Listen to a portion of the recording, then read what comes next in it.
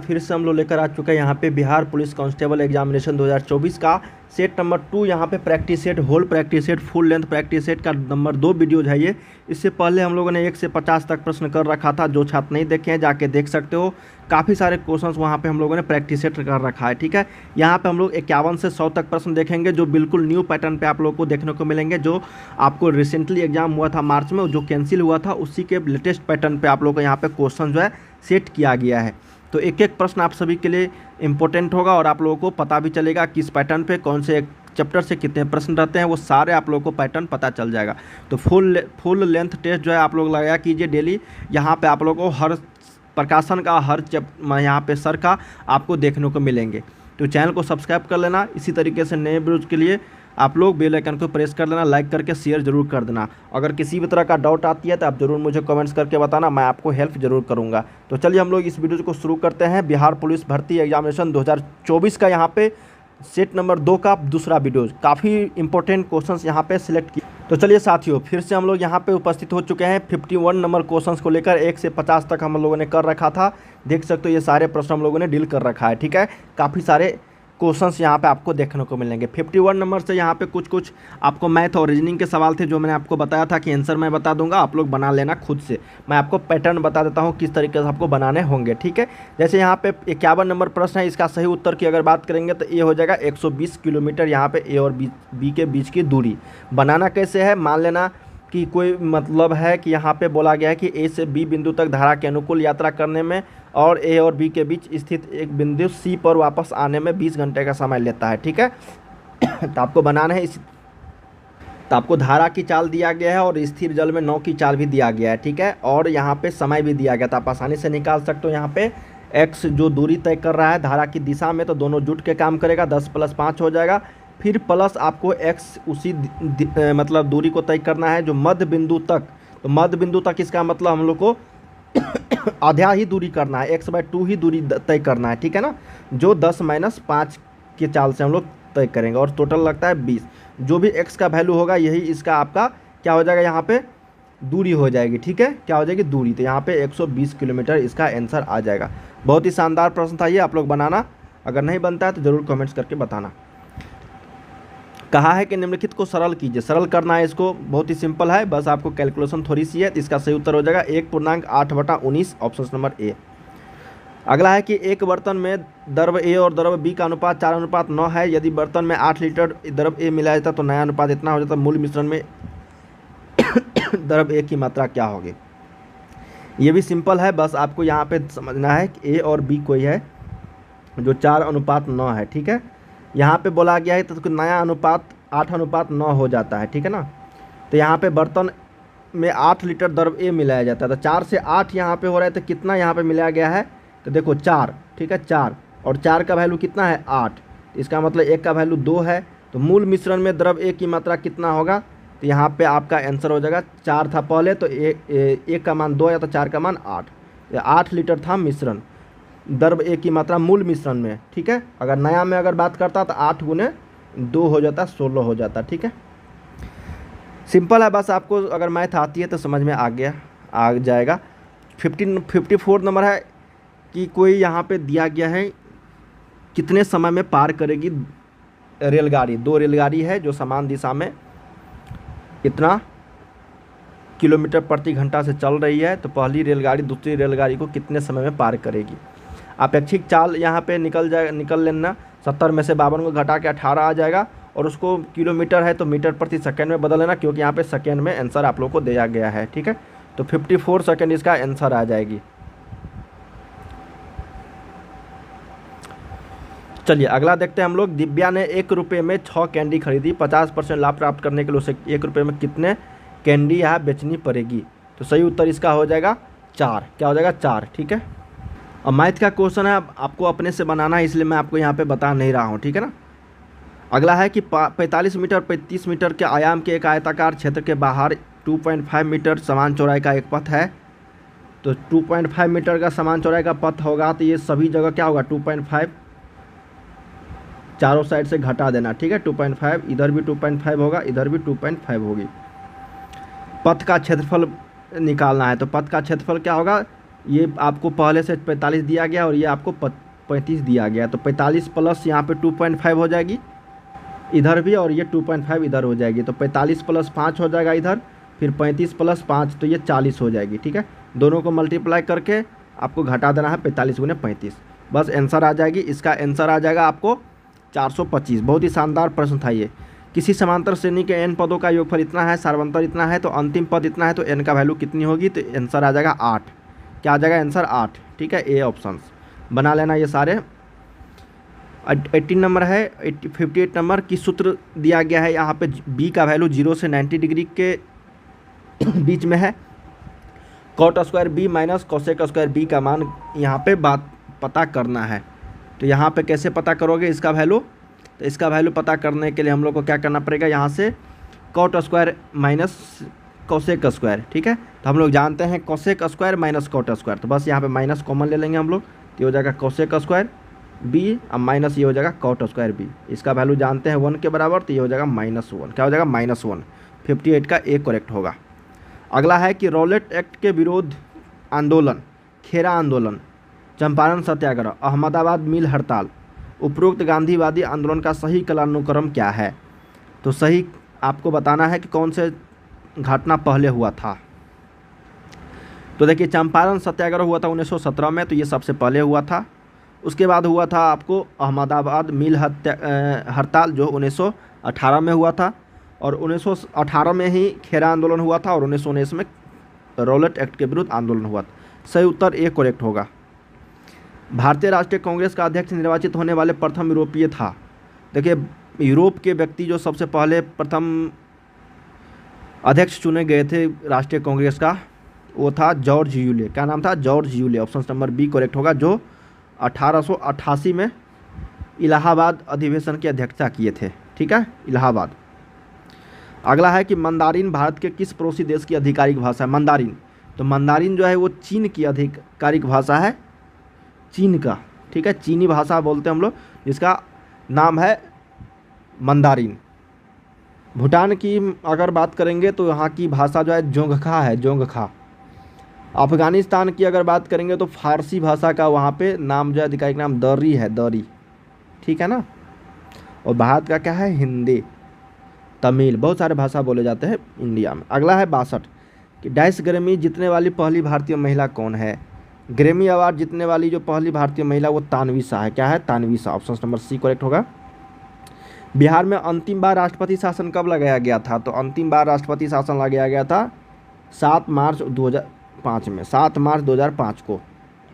उस समय के बिहार के राज्यपाल कौन थे, तो सरदार बुट्टा सिंह, सरदार बुट्टा सिंह था।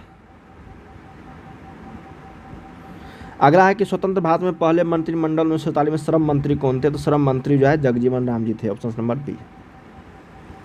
गुट निरपेक्ष आंदोलन का पहला शिखर सम्मेलन कब और कहाँ आयोजित हुआ था। तो ये हुआ था आपको बेलग्रेड में। सी करेक्ट होगा यहाँ पे, बेलग्रेड 1961। संविधान सभा की पहली बैठक कब आयोजित की गई थी। तो ये किया गया था आपको 9 दिसंबर 1946 ईस्वी को भारत संविधान की पहली बैठक आयोजित किया गया था। और इस सभा में कितने सदस्यों ने भाग लिया था, 211 सदस्यों ने भाग लिए थे। अगला है कि द्वितीय क्षेत्र में कौन सी सेवाएं सम्मिलित है। भाई देखिए 3 क्षेत्रों में बांटा गया है भारतीय अर्थव्यवस्था को, प्राथमिक, द्वितीयक और तृतीयक। प्राथमिक में आपका कृषि आता है, द्वितीयक में आपको आता है जो सेवाएँ हैं, सेवाएँ, विनिर्माण सेवाएँ। ठीक है, ऑप्शन नंबर सी करेक्ट होगा यहाँ पे। और थर्ड में जॉब सरकारी वगैरह आता है। 68 नंबर है कि राजकोषीय घाटा क्या होता है। राजकोषीय घाटा का मतलब होता है प्राथमिक घाटा प्लस ब्याज भुगतान। ऑप्शन नंबर बी करेक्ट होगा। उत्पादन का अर्थ क्या है। उत्पादन का अर्थ है कि उपयोगिता का सृजन करना। उत्पादन का अर्थ है उपयोगिता का सृजन करना। किसी वस्तु के उपयोगिता में किस गुणात्मक वृद्धि जो है वो उत्पादन के द्वारा ही किया जाता है। ठीक है, ऑप्शन नंबर बी करेक्ट होगा। गुल्लक बच्चा बैंक कहाँ है। गुल्लक बच्चा बैंक, गुल्लक बच्चा बैंक पटना में है। गुल्लक बच्चा बैंक ये गरीब बच्चों का जो है एक सामूहिक बैंक है। इसमें पटना के सलम बस्ती के 500 से अधिक बच्चे अपनी बचत जो है 5 से 10 रुपये जमा कर सकते हैं और इन पैसों को अपनी शिक्षा के अलावा अन्य आकस्मिक ज़रूरतों के लिए इस्तेमाल करते हैं। यह बैंक बिहार सरकार की मानव संसाधन विकास विभाग की संस्था किलकारी बाल भवन के जरिए संचालित होता है। और इस बैंक का संचालन बच्चों द्वारा ही किया जाता है। ऑप्शन नंबर बी करेक्ट होगा। विश्व की सबसे बड़ी मूंगा चट्टान जिसे ग्रेट बैरियर रीफ के नाम से जाना जाता है कहाँ पे है? जैसी ग्रेट बैरियर रीफ आ गया ऑस्ट्रेलिया लगा दो, क्या होगा? ऑस्ट्रेलिया। एक वयस्क मनुष्य जो है 24 घंटे में लगभग 1 से कितना लीटर मूत्र विसर्जित करता है? तो वो होता है 1 से लेकर 1.8 लीटर के बीच में मूत्र विसर्जन करता है अपना, ठीक है, पेशाब करता है लोग।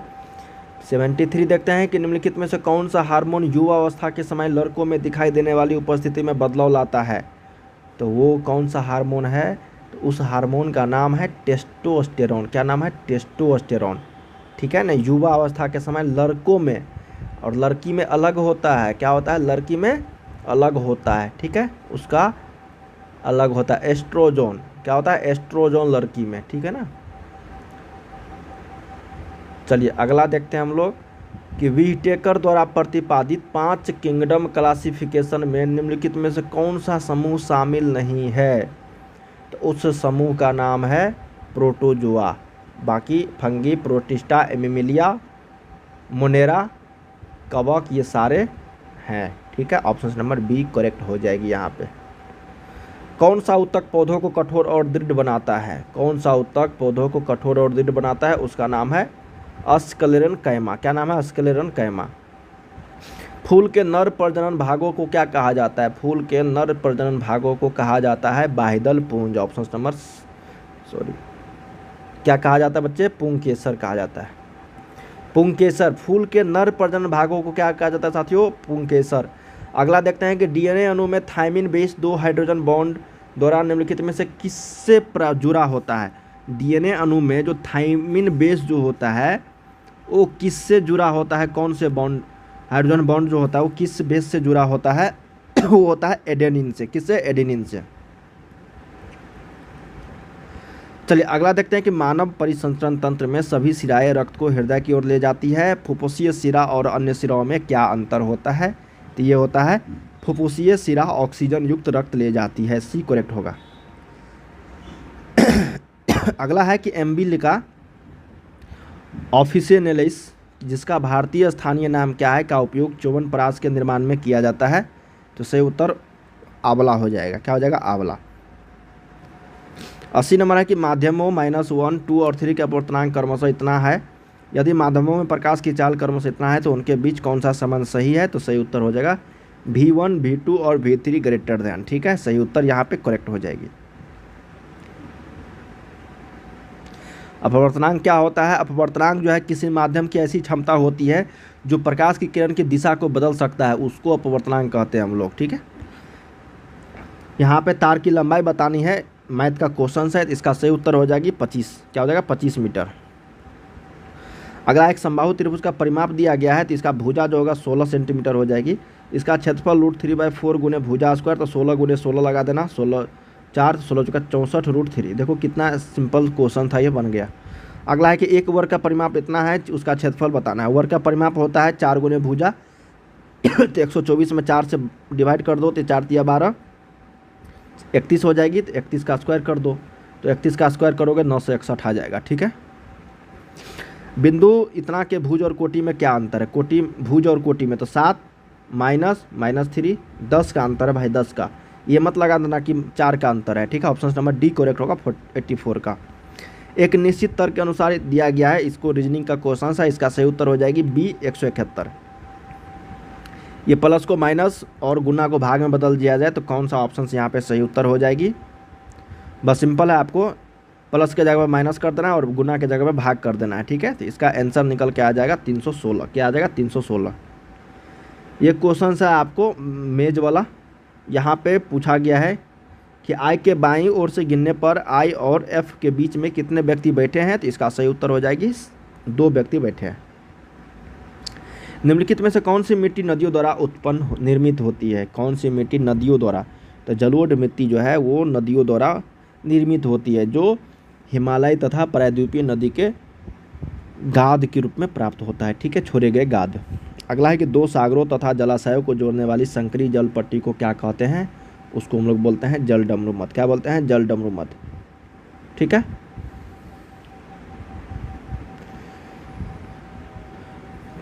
आगे है कि निम्नलिखित युगों में से कौन एक सुमेलित नहीं है। चिपको आंदोलन सुंदरलाल बहुगुणा, अप्पिको आंदोलन पी हेगड़े, नर्मदा बचाओ आंदोलन बाबा मेघा पाटेकर, शांत घाटी आंदोलन बाबा आमटे। सही उत्तर हो जाएगा यहाँ पे 90 का डी। जो शांत घाटी आंदोलन है वो बाबा आमटे से संबंधित नहीं है। इसका जो है सही उत्तर हो जाएगी सुगाथा कुमारी। क्या है? सुगाथा कुमारी, सुगाथा कुमारी। ठीक है। भारत की जलवायु का वर्णन करने के लिए प्रयुक्त सामान्य शब्द क्या है? तो इसका सही उत्तर हो जाएगी उष्णकटिबंधीय मानसून। क्या हो जाएगा? उष्णकटिबंधीय मानसून।